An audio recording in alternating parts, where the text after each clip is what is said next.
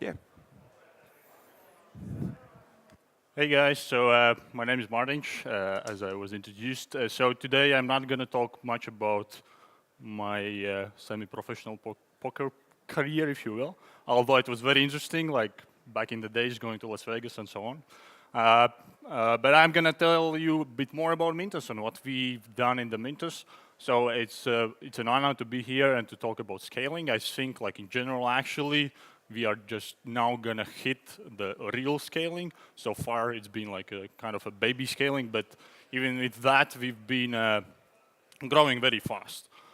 I'm gonna share some of the lessons. I'm gonna try to stick into the 15 minutes which have been allocated here and move quite fast. Before I start, actually, out of curiosity, how many of you actually have heard of Mintos before? How many of you actually are investors on Mintos? Great. As a Mintos, so we are a marketplace for loans. It's basically the marketplace as a concept is quite old. So the first marketplaces actually appeared about like 3,000 years ago. These days, most of the marketplaces are digital. Some of the best names you know are super well used in any conference and everywhere, like Ubers and Airbnbs and those kind of marketplaces. But of course, we have all the like Liquid Space, Task, Rabbit, and different marketplaces as well. And some of them which actually we perhaps even don't think of them as a marketplace. If you think about Facebook, it's actually a marketplace as well. Because on one side, you have users who originate the content, so us, and then some other users who consume the content. And so Facebook actually can be described as a marketplace. And in many of the success stories or of the companies which have influenced our lives a lot is our marketplace. Mintos is another marketplace.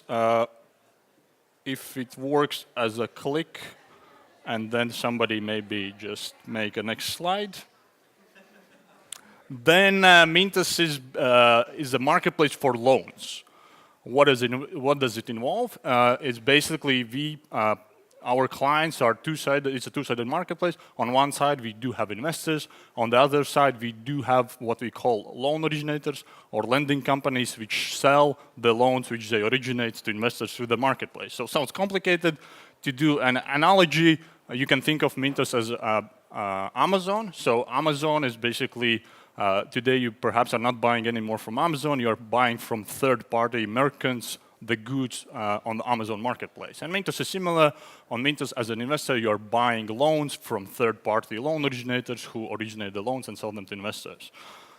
We've been around since 2015, January. So far, actually, today is a big day for us. I don't know which number sounds better to say that we have facilitated 500 million or $500 million. I think $500 million sounds better. So we actually have facilitated $500 million of millions, $500 million of millions, $500 million of loans, $500 million of euros of loans through our marketplace. And if it took us 1.5 years for investors to fund the 50 million, to get from 0 to 50 took us 1.5 years, then actually now investors are funding 50 million euros every month. I'm going to share some of the lessons. Some of them are just basically reflections of what we've been doing and maybe just sharing the story of Mintos. First is what many might know, and I click and somebody changed the slide, is we actually pivoted. So initially we were a typical P2P platform. We started as a lender, basically lending to the borrowers, and then funding those loans with, through investors on the marketplace. Pivoting, we launched in 2015 January. We pivoted like 4 or 5 months afterwards. In general, when I think about pivoting and all those Silicon Valley sort of approach to pivoting and failure, I still think like pivoting is failing. I think our pivot was not a failure, and when you see the opportunity, you have to pivot. And it's not easy, to be honest. Like just to give you some real life sort of insight is in 2014, like perhaps for like half a year, we were building, we were writing the code, all of this. We launched, and then after 4 or 5 months, it was kind of a hard decision. We decided, okay, there's a market need, and we rather focus on creating a marketplace. And then again, 2015, we built basically rewrote all the code and dumped a lot of stuff which we did before. But it's hard, but at the end of the day, if you see the market need and there's so much more potential in some other, perhaps close area to what you do today, I think it makes a lot of sense to pivot. And many of the good companies actually grow out of different initial ideas. So the first idea might not be the idea. So the important thing is just to start, to take a plunge, and then you can see the opportunities in the market. Second is localization. It's good to be based, so we are based here in Riga, Latvia. We are happy to be based here, but our business is 95% is outside of Latvia. So today we work on the investor side. We have about 50,000 investors from 60 different countries. On loan originator side, we have about 30 different loan originators from 20 countries, anything from Central Eastern Europe, Spain, Denmark. Then we have few loan originators actually in Africa. We are now pushing in Latin America, and also we're going to push in Southeast Asia. And coming from a small country, localization or actually thinking international is like given. When we started, like default language was English, and we were sort of thinking international day one. And when you think international, localization is something which you actually think as well from day one.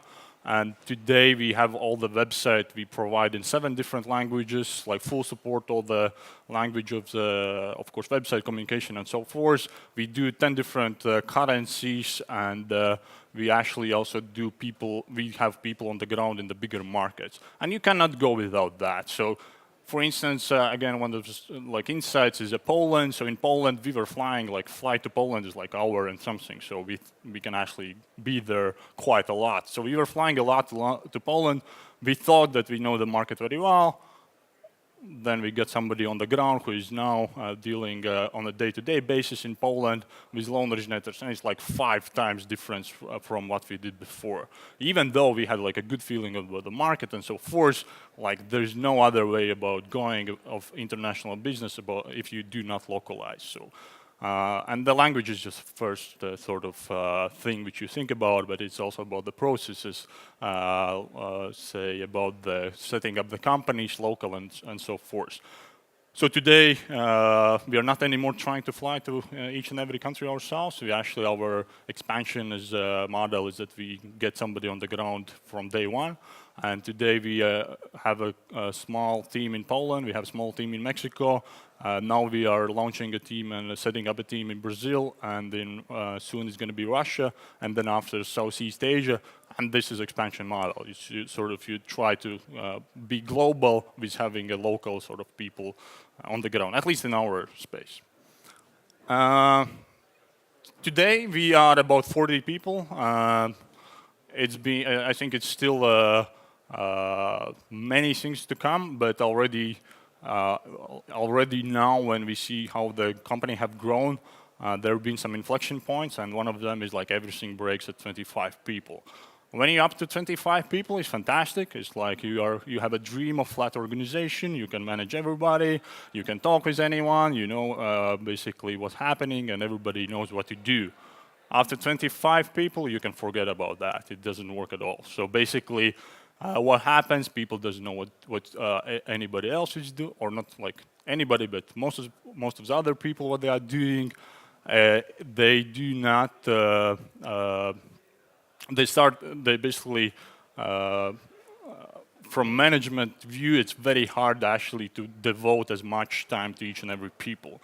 So actually when we think, and I think about the organization, one thing how we think about that is how many one-on-ones you can have, and the magic number, which is like 7 to 8 people, works very well. So you have to build organization when for every basically manager, you have 7 to 8 direct reports, and then you can build it further. For some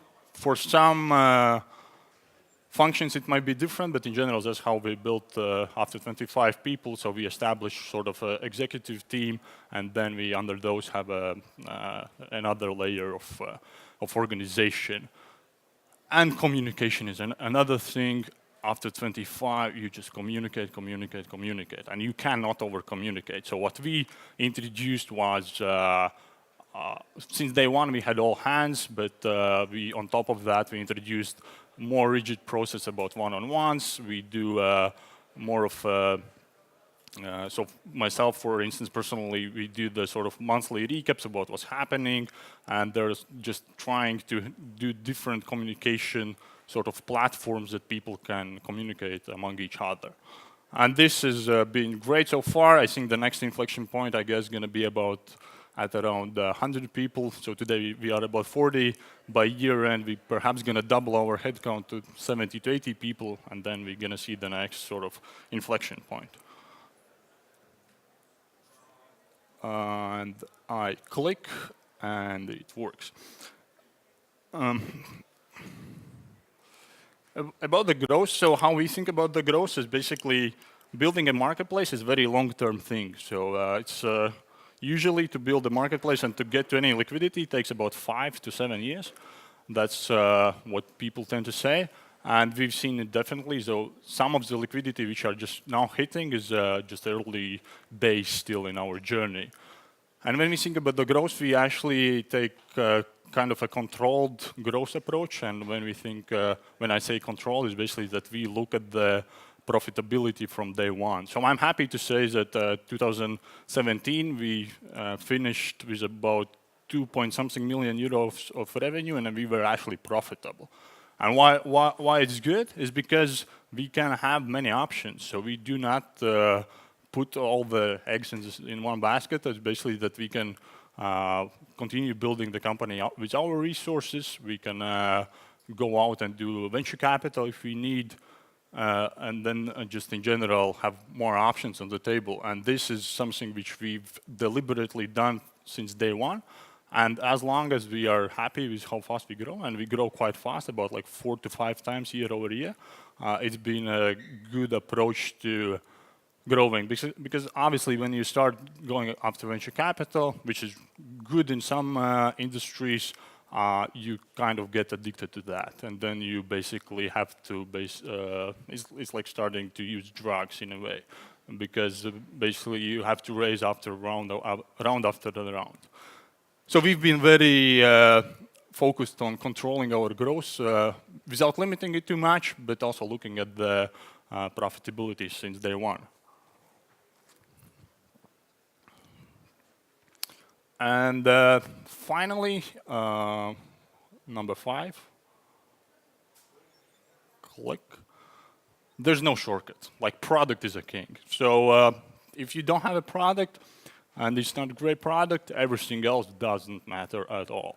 So in very early days, you actually didn't do anything else than just building product. Mārtiņš is sitting there, so one of our early employees, so I still remember those days when we were just like, there's basically white table, we don't know, we don't have everything, it's like zero, and then for the next half a year, it was just like product, and doing nothing else. And even today, I would say that product is something which we focused like most of the time. These days, we start to come to conferences. In general, before we didn't go to any conference, we were just focusing on doing a good job on product, and it pays off. Like today, if you go and ask most of the investors, they're going to say that Mintos is actually super good user experience, and all the product itself actually is great. And I think the product is as I said, I think in general there's no other shortcut, and if you don't have a product, nothing else gonna work in the long term. So it's all about the product. Of course, before the product comes a great team. So first focus on the great team. Once you get a great team, then it's basically just working on the product. And at this stage of the company, I guess, at least me, myself, I'm more gravitating towards building a great company. When you have a great product, then next comes a great company. What's next for the Mintos? is everybody wants to and likes to think about world domination, and our vision is to build a global marketplace for loans. And we have took the first steps in that direction.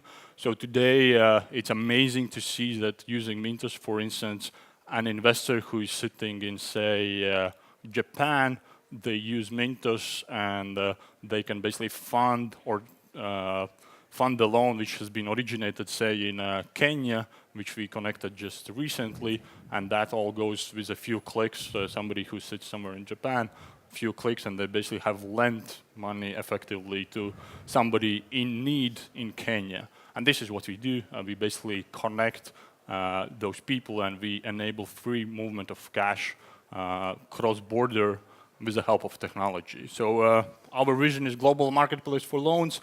We are taking the first steps, but it's still so many things to come. So when I was invited on scaling session, I was thinking, yes, we have scaled, but actually the real scaling going to start just now. Thank you. Thank you, Mārtiņš. Please. Thank you very much. Thank you.